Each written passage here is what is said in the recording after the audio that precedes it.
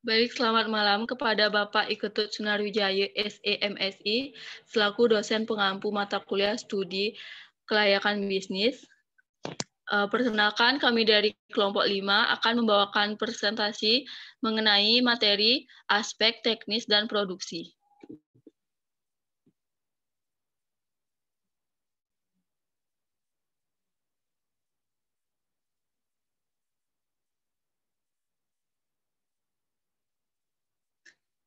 Baik, sebelum memulai ke materi, izinkan kami untuk memperkenalkan diri terlebih dahulu. Yang pertama yaitu saya sendiri, Nikade Yuli Anggrayani, absen 10, selaku moderator dan pembicara 1. Yang kedua ada Lohde Setia Kusumandari, absen 15, sebagai pembicara 2. Dan yang ketiga ada Nikomang Putri Sentani, absen 20, sebagai pembicara ketiga. Baik, kita langsung ke materi yang pertama, yaitu mengenai aspek teknis dan produksi. Aspek teknis atau operasi juga dikenal sebagai aspek produksi. Penilaian untuk kelayakan terhadap aspek ini sangat penting dilakukan sebelum perusahaan dijalankan. Aspek teknis dan produksi adalah aspek yang berkaitan dengan proses produksi secara teknik, yang dimana sebelum pebisnis memulai usahanya, ada baiknya pebisnis tersebut melakukan studi kelayakan bisnis terlebih dahulu, yaitu tentang analisis dari aspek produksi tersebut.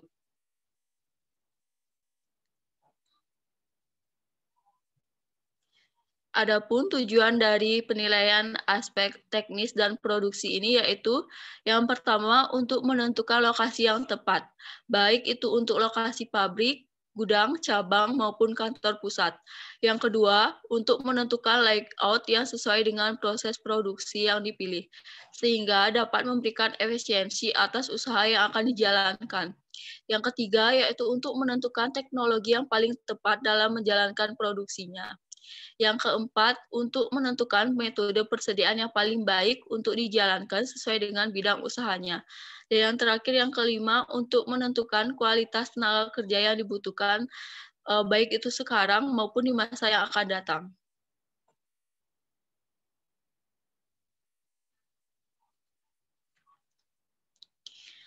Adapun di sini terdapat beberapa unsur dari aspek teknis dan produksi yang harus dianalisis, yaitu meliputi yang pertama, lokasi operasi, yang kedua, volume operasi, yang ketiga, mesin dan peralatan, yang keempat, bahan baku dan bahan penolong, yang kelima, tenaga kerja, dan yang keenam, tata letak atau layout.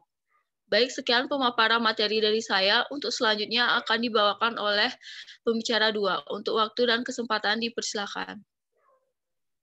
Baik, terima kasih atas waktunya yang diberikan kepada saya. Di sini saya akan melanjutkan presentasi, yaitu analisis dalam strategi produksi.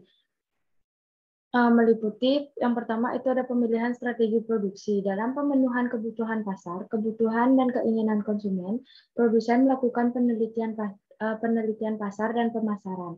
Dari proses penelitian pasar dan marketing inilah selanjutnya produsen akan menetapkan macam-macam produk yang akan dibuat serta akan dilakukan pengkajian lebih lanjut yang berkaitan dengan aspek lainnya. Yang kedua, pemilihan dan perencanaan produk. Setelah penelitian pasar dan pemasaran dilakukan sehingga menghasilkan ide, gagasan, dan strategi, yang selanjutnya akan dilakukan adalah mengkaji prioritas produk yang akan diproduksi. Yang ketiga, perencanaan kualitas. Perusahaan harus membuat suatu standar atau tolak ukur kualitas dari produk yang diproduksi.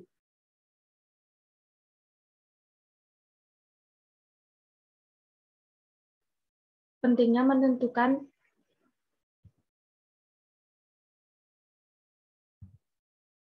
menentukan lokasi layout. Pemilihan lokasi sangat penting mengingat apabila salah satu menganalisis akan berakibat meningkatnya biaya yang akan dikeluarkan nantinya.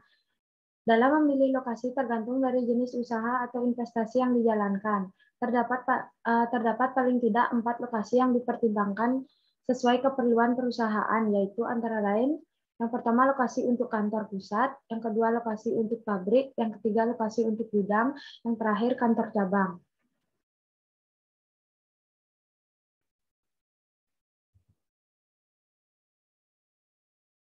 Penilaian lokasi. Untuk menilai lokasi yang sesuai dengan keinginan perusahaan, dapat digunakan berbagai metode sesuai dengan kebutuhan perusahaan. Paling tidak ada 3 metode yang dapat digunakan dalam menilai suatu lokasi sebelum diputuskan. Yakni yang pertama metode penilaian hasil atau value. Faktor-faktor yang menjadi pertimbangan dalam metode penilaian hasil value antara lain adalah pasar, bahan baku, transportasi, tenaga kerja, dan pertimbangan lainnya. Yang kedua, itu ada metode perbandingan biaya atau cost comparison method. Faktor-faktor yang menjadi pertimbangan dalam metode perbandingan biaya adalah bahan baku, bahan bakar dan listrik, biaya operasi, biaya umum, dan biaya lainnya. Yang ketiga, itu ada metode analisis ekonomi atau economic analysis method. Faktor-faktor yang menjadi pertimbangan dalam metode analisis ekonomi adalah biaya sewa, biaya tenaga kerja, biaya pengangkutan, biaya bahan bakar dan listrik, pajak, perumahan, sikap masyarakat, dan lainnya. Baik, sekian presentasi dari saya. Akan dilanjutkan oleh rekan saya, pembicara 3. Terima kasih.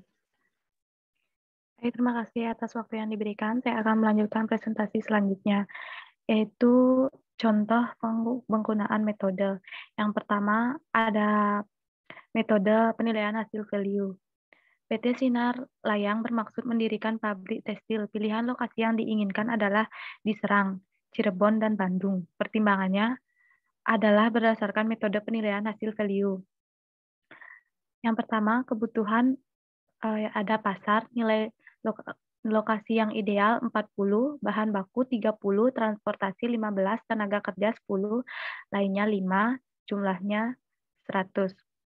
Untuk di Cirebon, pasar 25, bahan baku 20, transportasi 7, tenaga kerja 10, lainnya 4, dan totalnya 66. Untuk di Bandung, pasar 35, bahan baku 25, transportasi 13, tenaga kerja 9, lainnya 5, dan totalnya 87. Untuk di Serang, pasar 20, bahan baku 15, transportasi 8, tenaga kerja 11, lainnya 4, dan totalnya 58. Berdasarkan metode penilaian hasil value, maka lokasi yang tertinggi yang dipilih yaitu Kota Bandung senilai 87. Terus yang kedua ada metode perbandingan biaya atau cost comparison method. Metode perbandingan biaya didasarkan kepada kebutuhan biaya-biaya utama seperti biaya bahan baku, biaya operasi atau pengelolaan, biaya distribusi, biaya umum, dan biaya lainnya. Yang pertama ada kebutuhan bahan baku. Untuk lokasinya di Cirebon 150, bahan bakar dan listrik 40, biaya operasi 60, biaya umum 70, biaya lainnya 10, dan jumlahnya 330. Untuk di Bandung, bahan baku 160, bahan bakar dan listrik 45, biaya operasi 65, biaya umum 75, biaya lainnya 10, dan jumlahnya 355. Untuk di Serang, bahan baku 140, bahan bakar dan listrik 40, biaya operasi 55, biaya umum 65, biaya lainnya 5, untuk jumlahnya 305. Berdasarkan metode perbandingan biaya, maka lokasi yang dipilih adalah Serang dengan biaya termurah, yaitu hanya 305 per unit.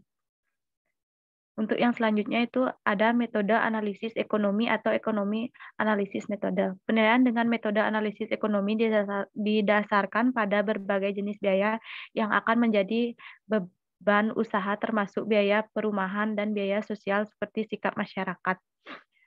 Yang pertama, kebutuhan ada biaya sewa untuk lokasi di Cirebon 200, biaya tenaga kerja 900, biaya pengangkutan 300, biaya bahan bakar dan listrik 180, pajak 50. Total biaya operasinya 1.630.000. Perumahannya baik, sikap masyarakatnya cukup. Selanjutnya ada di Bandung, biaya sewa 150, biaya tenaga kerja 1 juta, biaya pengangkutan 400, biaya bahan bakar dan listrik 180, pajak 60.000, total biaya operasinya 1.790. Perumahannya cukup, sikap masyarakatnya pun sedang. Yang selanjutnya ada Serang. biaya sewanya 175, biaya tenaga kerja 850, biaya pengangkutan 350, biaya bahan bakar dan listrik 180, pajak 50, total biaya operasi 1.605. Perumahannya baik, sikap masyarakatnya juga baik. Lokasi yang dipilih dengan metode economic analysis adalah Bandung.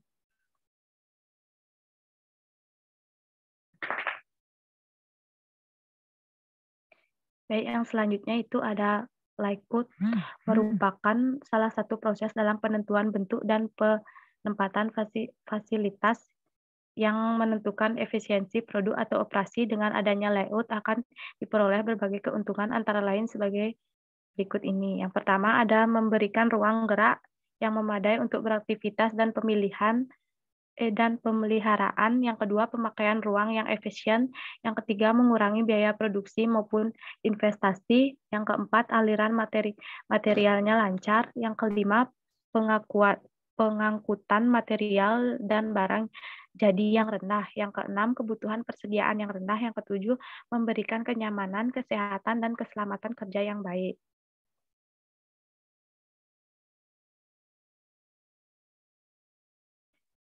Untuk yang selanjutnya, ada jenis layout didasarkan pada situasi berikut. Yang pertama, posisi tetap atau fixed position. Yang kedua, orientasi proses atau proses orientasi. Yang ketiga, ada tata letak kantor atau office layout. Yang keempat, ada tata letak pedagang, eceran, atau pelayanan, atau retail and service layout. Yang kelima, tata letak gudang atau warehouse layout. Yang keenam, tata letak produk atau produk layout. Sekian pemaparan materi dari saya. Untuk waktu dan tempat, saya kembalikan ke moderator. Baik, terima kasih untuk pembicara 2 dan pembicara ketiga. Baik, sekian pemaparan materi dari kelompok kami. Apabila ada kesalahan kata atau kekurangan dalam penyampaian materi kami mohon maaf. Dan untuk selanjutnya akan memasuki sesi diskusi. Terima kasih.